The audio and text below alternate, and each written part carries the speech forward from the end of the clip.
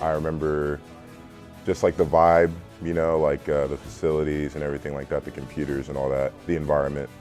And I kind of got the feeling I could grow a lot here. It's a safe environment, I can learn a lot. So that was part of it. And then I remember I went down to the bus, it was like the tour.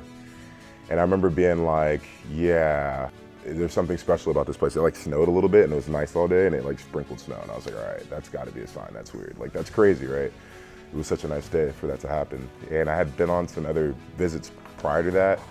And you know, like ego or whatever, big egos. And these guys just seemed like dudes. They just seemed like guys that felt comfortable.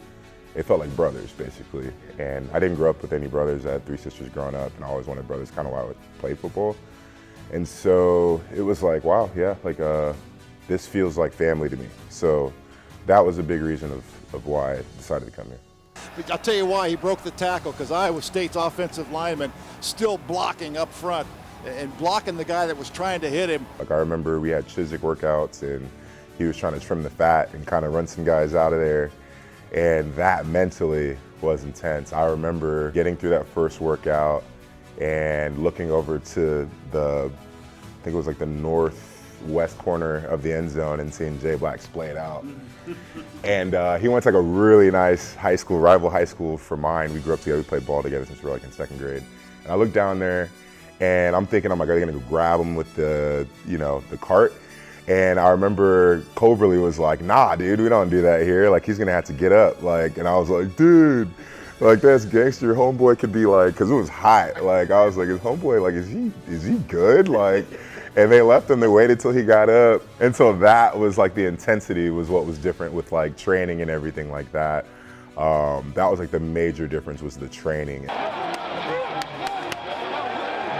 As a class of guys that came in, obviously, you know, especially with the training we were doing, we had to, you know, like kind of stick together. And it was like me, Colin Franklin, Jay Black, Philip Bates, Trey Basinger. We were just all like really close and talking and trying to figure, you know, how are we gonna do this thing? And we basically made a decision.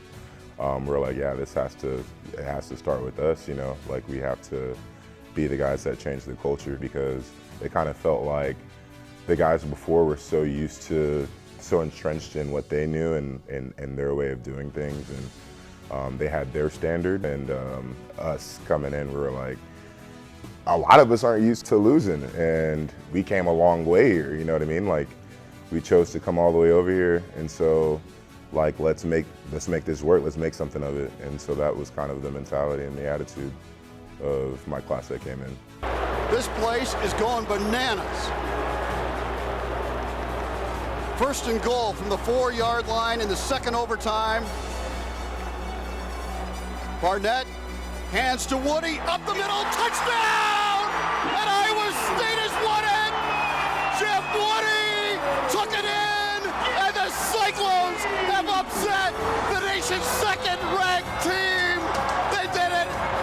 Unbelievable win! So my mom worked a lot, so the only game she made it to growing up was my senior night in high school.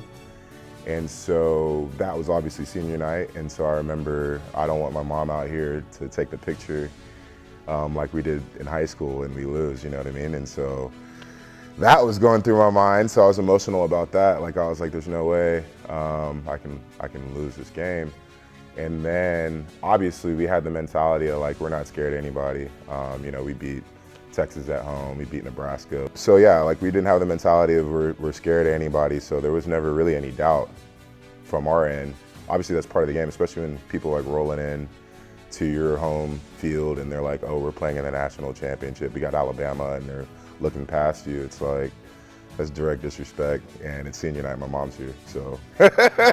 So, yeah, that's pretty much it. I remember everybody like storming the field, and one of the things that I always think about are like, where are my friends?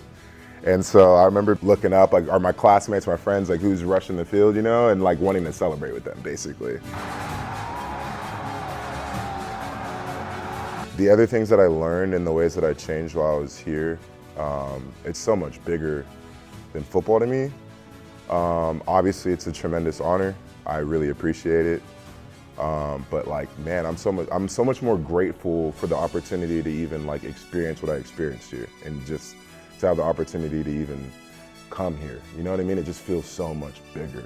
I feel like since that had such a profound impact on me, it affected the player that I became. But it's definitely like it's a big honor for sure. Love and light, man. Like, I want to be the guy that lights up the room. I had a friend tell me the other day, like, you know, you got a 1,000-yard smile, and I never heard that as like some military dude. And I was like, yeah, like that's what I want to be. Like, I want people to remember me as the guy that when I walked in, I lit up the room and made people feel good and made people happy.